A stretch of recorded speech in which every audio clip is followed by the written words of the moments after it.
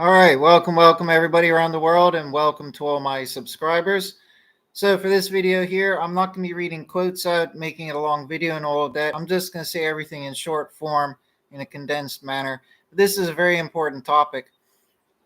And after a lot of reflection, I have now realized fully, not that I didn't realize it before, but I've more fully realized that the true Christians are those who are actually keeping what Judaism said the Gentiles should be doing, i.e., true Christians are actually obeying and therefore keeping Judaism. The problem is, as I've always taught for years, is that Christianity quickly went astray from what Jesus himself taught, and within a few hundred years, they accepted all forms of heretic doctrine, basically from the pagan nations from which the Gentiles emerged from.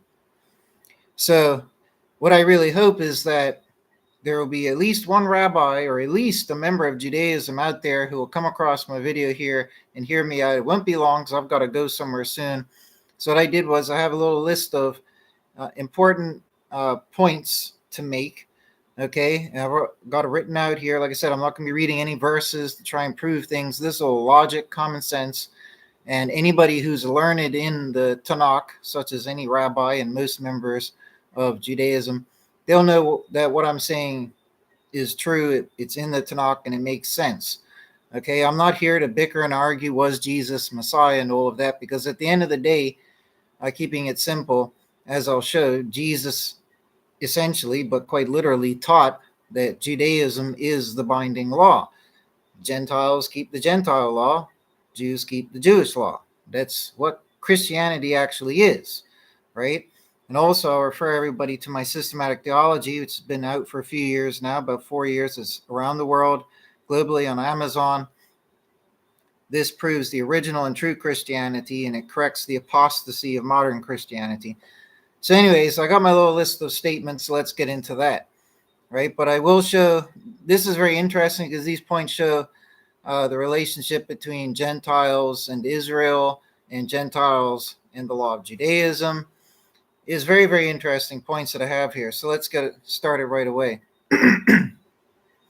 So I've written this for a universal audience, whether Jewish or Christian listeners. So just keep that in mind. It's not tailored to one or the other. So the first point I want to start with, and these are in generally acceptable order. I didn't go out of my way to put them in a pinpointed order, right?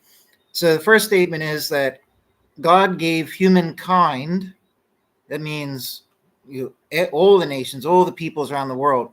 God gave humankind laws before Moses. Any rabbi will agree that's true, right? He gave humankind laws before Moses, starting with Adam. And there's many laws detailed in the Tanakh that came before Moses.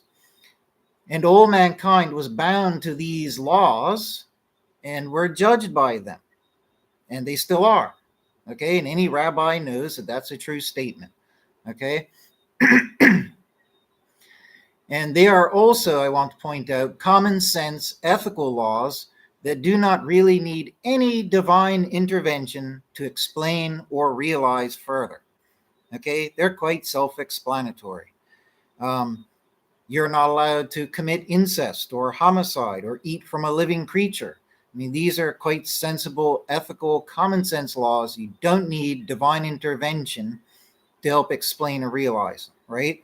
So God, just to reiterate the first point, God gave humankind, all of humankind, laws before Moses, and all mankind was bound to these laws and was judged by them. The Tanakh says that, this is a minor point, but I threw it in there because it is relevant. The Tanakh says that if a Gentile is circumcised, which also is a pre-Moses law for all Gentiles, and does a water bath, baptism, and Passover. Well, I should clarify, not for all Gentiles, but it truly was applicable for all Gentiles who would participate. But it was given to a Gentile, Abraham and such, right? But anyways, Tanakh says that if a Gentile is circumcised, which was a pre-Moses law for all Gentiles, and does a water bath and Passover, that they are counted as a native of Israel. The Tanakh also says that in the world to come, that Gentiles will keep Jewish laws, such as the Feast of Tabernacles, and that the Gentiles, the nations, will attend the future Jewish temple. Okay? My next point is, at the time of Moses, the Hebrews, who are enslaved in Egypt, demanded release, or they begged for release, prayed for release from Egypt, which God granted in exchange for keeping a law, the Sinai law, which contained the humankind laws that I just mentioned, but also more laws, more detailed laws, and ritualistic law unique for the Hebrews. The Hebrews also included mixed multitudes from the nations during and after the Exodus and at Sinai. Therefore, the laws of Judaism were even at first given to the Gentiles and Hebrews, and thus Israel comprises both Gentile and Hebrew from the start. The Tanakh has no laws or process laid out for Gentiles to convert to Judaism. This is very important. I searched for anything to do with this in the Tanakh tonight, and there is just nothing. The very few terms that are used to describe Gentiles, such as nations or sojourners, there's very few uses of these terms, and there's nothing anywhere. So the Tanakh has no laws or process laid out for Gentiles to convert to Judaism. The only logical reason for this is that there was no need. And how could that be? Because Gentiles, the world, already had a law from God, starting from Adam. Okay? The Sinai law was more detailed with more laws and ritual laws for the Hebrews and the mixed multitudes of the nations, the Gentiles, who did the Exodus from Egypt. It was not for all the Gentiles in the rest of the world who weren't in Egypt and had to have an exodus out of Egypt. The Sinai law, which was more detailed with more laws and ritual laws for the Hebrews and the mixed multitudes who did the exodus from Egypt. This was because God chose this group to act as teachers, priests, and examples on the earth for all the world, all the nations. Okay? Israel had a deadline to teach the nations. This is a point that I'm putting in. It's hypothetical, right? But I want to mention it. What if Israel had a deadline? That's how I should term it. What if Israel had a deadline to teach the nations? So if God chose Israel to be teachers, priests, and examples on the earth for all the nations, it's fair to say that God might have a deadline. If Israel is doing very well, very well, and they're obeying God and all of that, then they'd be on a good course. But looking in the Tanakh itself details all the disobedience and this and that there, God's rebuke and blah, blah, blah, right? Which everybody knows. A lot of the kings of Israel did unrighteously. So anyways, it's only fair to assume that there could be a deadline for them to succeed themselves within, but also to fulfill their chosen role, which is to act as teachers, priests, and examples on the earth. So it's only fair to imagine there could be a deadline to teach the nations, which, as history would affirm, Israel ended up failing to do before a hypothetical deadline, unless it's 6,000 years or something. But this is a logical reason, in my opinion, as a Christian, why the Messiah would be sent at such a point in history before the end of days, okay, to carry out what Israel was meant to do, to teach the Gentiles. So if you think about it, there was about 1,600 years from Adam until the flood, okay? There's no Sinai law yet. Moses was around 1300 or 1500 BC, something like that there, just roughly speaking. The flood was around 2400. So just roughly speaking, maybe about 1,000 years after the flood is when we had the Sinai law. So again, just rough figures here, just to drive home the point, not the precise maths. But if we had, say, 1,600, so you've got about 2,600 years where Gentile law is the law of the land of the earth. And then the Sinai law shows up, but it's not for the whole earth. It's only for those who are partaking in this Exodus. Okay? So, getting back to my point here, what if Israel had a deadline to teach the nations, which they ended up failing to do? So what I was getting to is we had 2,600 years until the Sinai law. Now, after David and Solomon, there were 999 years. I've got that in my other book that I published. I did all the verses, the maths, and everything. There was precisely 999 years from after King Solomon's reign until the death of Jesus in 26 AD. Now, during this, again, just going back to rough numbers, that's just say 1,000, right? So you got 2,600 years. And remember, we all agree that there should be 6,000 years to mortal man, right? In the end of days, the judgment, all that, the grand arrival of Messiah, that occurs at the 6,000, right? So if you think about it, you got 2,600 days. That's just over 2.5 days out of the 7 before you get to the Sinai Law. The Sinai Law is only given to this one chosen group of peoples, okay? And the rest of the world didn't get that law, like the Tanakh says. Now, since God does love other peoples, there's plenty of verses where the nations are talked about in a good way. You know, they will serve God or they do serve God, blah, blah, blah. Okay? The thing is that God didn't hate the rest of the nations. Okay? He didn't hate the rest of the nations. And God says that this law, the Sinai Law, he didn't give to the other nations. Only to Israel was it given. There's a theory out there that he gave it to all the nations, but they denied it and only Israel accepted it, right? But what the Tanakh says is that this law was only given to Israel and not to any other nation. God chose them to be priests, teachers, and examples on the earth, okay? And one could rightfully assume that they were meant to go out there for, right? Remember, you had 1,000 years where they had that power. They had the land, Israel, the temple, they had their kings, and they had that opportunity during that 1,000-year period, okay, which again ended 26 AD, and then you only had about 40 years roughly until Israel and the temple fell at the hands of Rome. Okay, so in that roughly 1,000-year period was the opportunity for Israel to act as teachers, priests, and examples on the earth, not just for themselves, but also for the rest of the planet. Okay, but if we look in history, we can see that Israel did not succeed in doing that. Okay, they fell at the hands of Rome, unfortunately, in 66, 70 AD.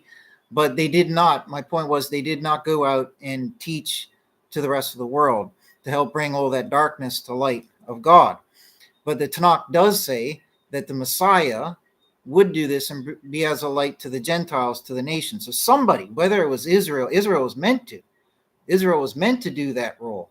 But because Israel didn't do that role, that's my point, it would make sense that God would have to send somebody in to get the job done, right? And the Tanakh does allude to this, that his Messiah figure, his servant, will come down, will be there to be a light to the nations, okay? Israel historically didn't do that because they never, and to this day, they don't evangelize, they don't go out to seek converts and all of that there. So anyways, enough on that one point, right? But in my opinion, that would make sense why, because you have to give Gentiles time, right? If Israel was given the law from God and they had it and they ruled with the land Israel for 1,000 years, they had that opportunity for one full day out of the week, okay? It's only fair that Gentiles be given time as well, okay? And technically speaking as well, you had 4,000 years where God had interacted with the biblical lineage from Adam to Abraham to Jacob, all, before Moses, right? So in that sense, they had 4,000 years.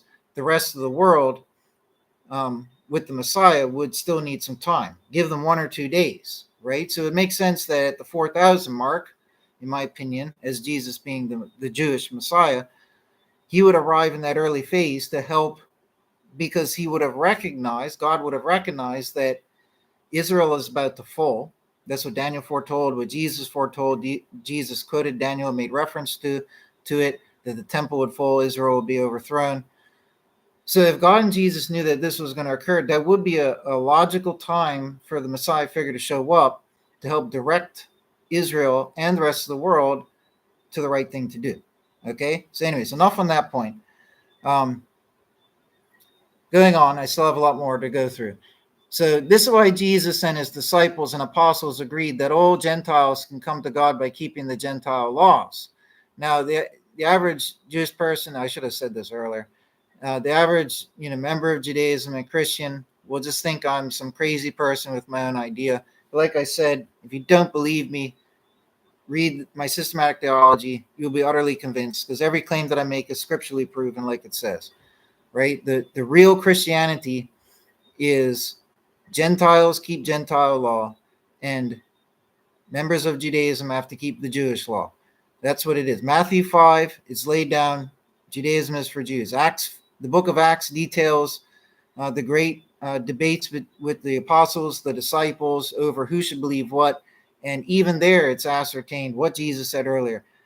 Jews should keep the Jewish law. It's binding forever until a new heavens and a new earth. And it specifies in the book of Acts that Gentiles are not to keep the Jewish law, the Sinai law, because that's for the people of the Exodus, okay, and their descendants, but that Gentiles are bound to the Gentile law. And it lists off the Gentile laws in triplicate. Okay, so that is true Christianity. True Christianity isn't some new religion that cropped up with a whole new concept and outlook on everything. True Christianity, like I prove in all my video teachings and my systematic theology, true Christianity, Jesus was not God. Okay, Jesus was not a virgin birth. He was a naturally born child. Like the New Testament says, he was of the seed, the sperm of Joseph. Multiple uses of that term in regards to Jesus's birth. The virgin birth is a pagan myth that was incorporated by the Catholic Church into Christianity. But nonetheless, Judaism says that the Messiah should be a normal human, not a virgin-born human. But true Christianity says the same. He was not God incarnated. He was not God. He was a human. He was born naturally as a human. And that's who Jesus was. And what did Jesus keep himself? Well, he kept the Jewish law. If he didn't, even according to modern Christianity, he would have failed to be the Messiah. So Jesus was a Jew. He kept Jewish law. He reinforced Jewish law as binding for all Jews, Matthew 5:17 and elsewhere. Okay. And for the rest of the world, the nations, what did Jesus say? He said that the law, which is not for you to keep, the Sinai law, that in essence, what he revealed was that all of the ethical laws, not the ritual laws, but the ethical laws, as he says, the law and the prophets can be fulfilled by love.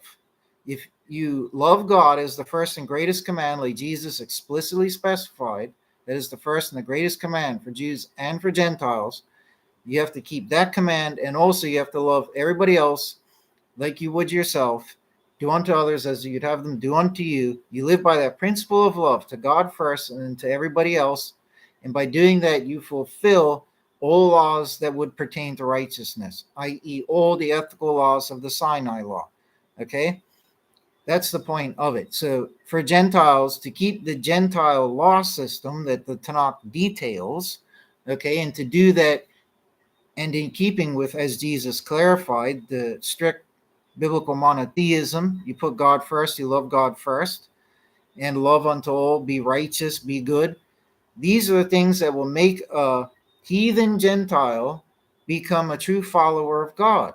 So what Jesus really did was he didn't bring a new religion. He literally taught what was always taught under Judaism, that Judaism is for Jews and Gentile law is for Gentiles. Okay, Jesus didn't add anything new. He didn't create anything new. He didn't put anything to an end. He said in Matthew 5 that you can't add one dot or take one dot from the law, and whoever does will be severely punished. This is the principle that Jesus lived by. So, but nonetheless, my point is that this is why Jesus and his disciples and apostles. Oh, and the other important thing is that Jesus was not a sacrifice. The three biggest theological points I cover in my systematic theology, and as I've taught for 8 years on YouTube, is that the Trinity is a lie, the sacrifice of Jesus is a heresy, and by these two heresies, primarily these two, not even three, these two alone are some of the biggest stumbling blocks. The third one is that most Christian denominations teach that we're not under law. We're not bound to any law. We're saved by faith and judged by faith alone, not by keeping law or being good, right? But these three main stumbling points, 99% of all Christian denominations stumble on, and they are rendered as fully apostate and heretical.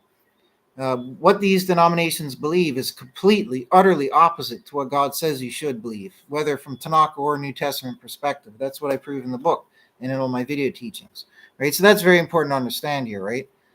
I'm not coming representing typical Christianity saying that Jesus was this blood sacrifice, God incarnated, virgin born, and all that. We just have to believe in that, and we're saved by our faith alone. That is completely opposite to what the Bible talks about and prescribes. And that's just heresy, quite simply heresy. It is a gross misrepresentation of what Jesus lived and died for. And, Christians will be judged for that. But nonetheless, this is why Jesus and his disciples and apostles agreed that all Gentiles can come to God by keeping the Gentile laws.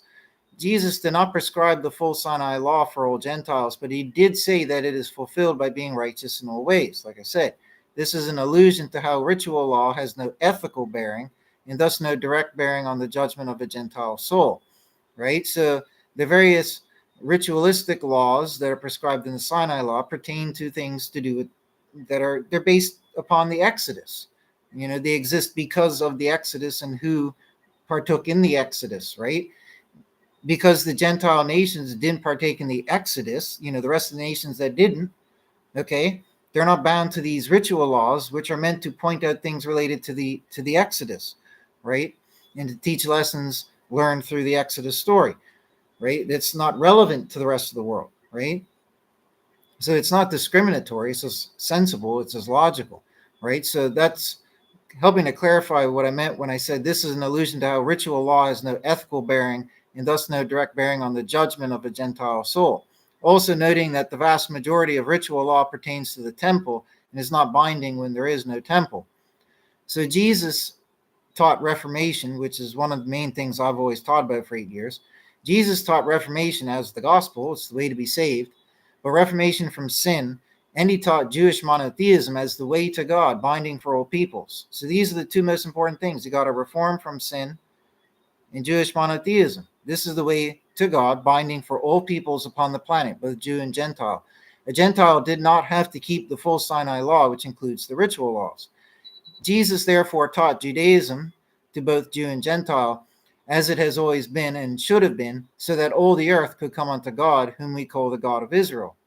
And by that statement, I'm not saying that he's saying the Sinai law for all Gentiles, but Judaism. Judaism teaches the Sinai laws for members of Judaism, the descendants of those from the Exodus, and that the Gentile law is binding on everybody else, right? That's what I mean by Judaism, right? So Jesus therefore taught Judaism to Jew and Gentile, as it has always been and should have been, so that all the earth could come unto God, whom we call the God of Israel. So like I said, Jesus didn't bring anything new, okay? He didn't introduce anything new, no new concept. He merely reinforced what always was, okay? The question of why he showed up when he did, why he had to suffer, why he bothered to put up with suffering and dying, that's another argument for another time. But because he was fully human, he was fully able to suffer and die. I'll just point that out. And the Messiah wouldn't really be a fit Messiah if he used magic powers to escape suffering or death or persecution for whatever reason, even if it was unjust persecution. But that's another argument for another time, right? The point is, Jesus taught Reformation as the thing that saves you. This is what the Tanakh teaches, such as in Ezekiel. So nonetheless, God also only gave the 10 Commandments, going back to Tanakh, and the ordinance, the other set of laws, which include all the other laws after Sinai, including the Levitical laws and such. He did not write the Bible or any part of it. I just want to say that for everybody to really digest. God didn't write the Bible or the books of the Bible. He wrote the only thing God wrote was the first set of 10 Commandments. That's it. Okay? They were rewritten, I believe, by Moses, but nonetheless, the point is that God didn't write the Bible. Okay? Just a minor point. Right? Next, Jesus did not violate Judaism, despite the few objections that many repeat. Mistranslation of Greek terms have led to a lot of confusion amidst Jews and Christians. That's another argument for another time, not getting into it further here. Jesus himself said in Matthew 5 that the Jewish law is God's law and is binding forever, like I said earlier, until a new heavens and new earth. He explicitly detailed how one is not to add or remove a dot from this binding law. It has been proven from things Jesus did and said that he also kept the oral law of the time and not just the written. This shows proper compliance to Judaism, even of the time. And Jesus did not, like I said, invent a new religion or concept or introduce any new law system or way to be saved. So what Jesus taught was what was always taught. And when he taught to Israel, members of Judaism, he didn't bring a new religion in. He didn't do anything like that there. He literally taught Judaism. And when he spoke to Gentiles or taught mixed multitudes, he incorporated the Gentile laws of righteousness and love that help fulfill the law for Gentiles, right? And then later in the book of Acts, after they had their theological discussion and dispute and debate, and they gave their theological conclusions, it was reaffirmed Gentile law for Gentiles and Sinai law for members of Judaism, for the descendants from those of the Exodus. But also, like I pointed out at first, is that there is a mixed multitude of people from the other nations, i.e. Gentiles, with the Hebrews who became the later Israelites during the Exodus. So when the people of Israel were there at Sinai receiving the law from God, so were Gentiles. So Gentiles, like one of my first points, have always been part of the program from day one. And before Moses, everybody was Gentile. Okay? So, many different points I'm covering and concepts I'm covering in this video. That's it for my list of points that I want to read. Right? But the basic gist of this is, and the irony is that true Christians who are keeping what the Bible, Tanakh, and New Testament teach, they are, and we are, actually following Judaism, which technically, in a sense, makes us Jewish. But then that gets to wordplay. When you say, oh, well, you're calling yourself Jewish, but you're not a descendant, of the bloodlines and this and that there. Yeah, that's when it gets into wordplay because of English terminology for things, right? Right? But we're members of Israel if we adhere to the laws that enable us to be members of Israel. And how is that possible? We know that Gentiles are extended, even the Sinai law, because the Gentiles were there when the people received it. We also know from the Tanakh that there's, and this is an important point that I made, that there is no conversion process stated, right? There's nothing laid out from God or anybody in the Bible as to how a Gentile can convert to Judaism. And like I said, the only logical explanation for this is because there's no need for it, because the Gentiles already have detailed, given law from God in the Bible, what they got to do. There's no conversion needed. How can you convert to an Exodus? You know what I mean? The Sinai law is for those who partook in the Exodus. It's not for other people, right? There's no need to convert to Judaism. And it's not me contradicting myself earlier when I was saying that Israel is meant to be teachers and priests and examples unto the nations, because they would have done what Jesus did, which is to take the light of God to the nations. That's the Jewish monotheism to the nations, the knowledge of one God, not many gods, one almighty God who is good and who is a judge and just and righteous, right? That's the most important thing. But then what would Israel have done taking all this teaching to the nations? Well, they wouldn't have taught the Sinai law because it's only binding upon those who partook in the Exodus and their descendants. They would impart the Gentile laws and teach them to the nations, right? Which is what Jesus did. So that's why I'm saying that true Christians are those who are actually keeping Judaism, right? And most Gentiles aren't Jewish, right? We're not descended from those at the Exodus. We may have some descendants in our past who were, but most Gentiles have been mixed up. We're not of a pure bloodline. But, all these pure bloodline things, well, that doesn't matter. You know what I mean? It doesn't matter at all. People need to remember early in Genesis, we had Noah, we had his sons. God blessed all these nations of the earth. He looked after them, cared for them, but he allowed them to do what they were going to do. And if they went off and became pagan, then that was on them. I'm sure that God came to some of these individuals on an individual basis, like he did with Abraham, to help teach them and lead them in the right way. And maybe some individuals from the nations over the millennia did come to realization of the true God. Maybe they did, right? But they didn't change their nations because everybody stayed pagan, okay? Now, out of everybody on the earth, God wanted to pick one group of people who could represent and teach for the world, represent God, represent and teach the world and act as a beacon on the earth. That's why he chose Israel. He didn't choose them because they're better than people. He didn't choose them because they're one bloodline. The very fact that you had mixed multitudes, okay, who also bore children with the people who were originally the Hebrews there in the Exodus. Okay, it was mixed from the start. There's no need to fuss over pure bloodlines unless you're, back in the day, you were of the Levitical priesthood or a potential heir for the throne of David. Other than that, your bloodline didn't really matter too much in the grander scheme of things, right? And many different biblical figures intermarried with non-Israelites anyways, right? And it was accepted. There's many examples of that, right? So there isn't an exclusion of Gentiles. Gentiles are not inferior. Israel is not better because they have Sinai law. Not at all. Okay, that's the important thing. Everybody came from the children of Noah, and that's the important thing, because God has, in a sense, blessed all the children of Noah. He gave laws and covenants to them, binding covenants for all the children, all the Gentiles around the world, even before some of those Gentiles became known as Israelites. Okay, that's the point. So we're all Gentile on the inside, and Israelite is only because of the Exodus, in essence. All right.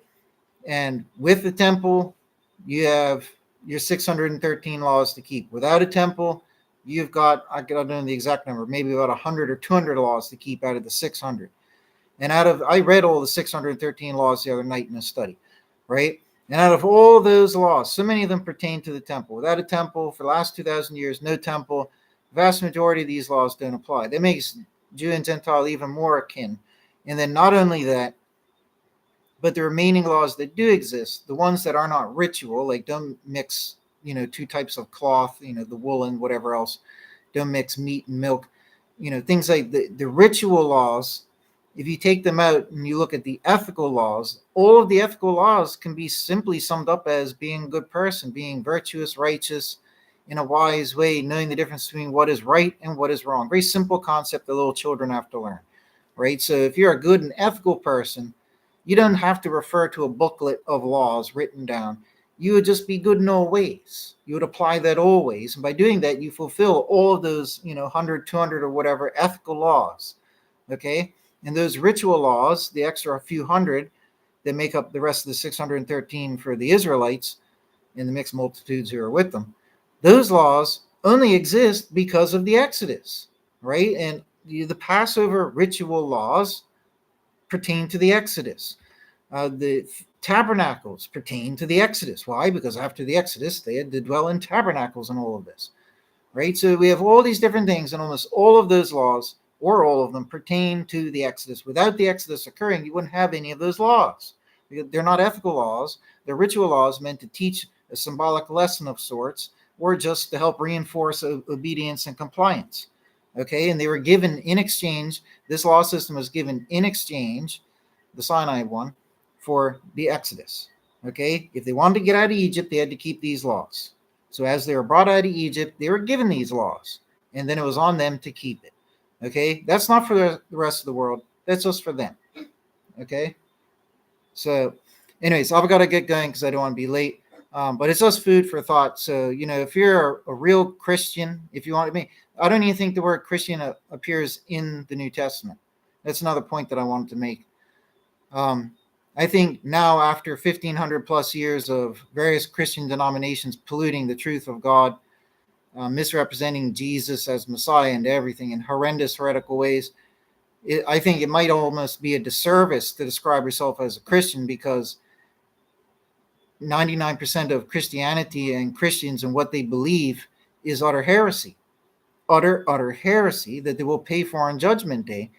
And the true Christians are very few in number. Most Christians out there in the world will call me crazy and say that I'm making everything up. But, it's absolutely true. So I don't need to sit here and argue about why Jesus is still the Messiah.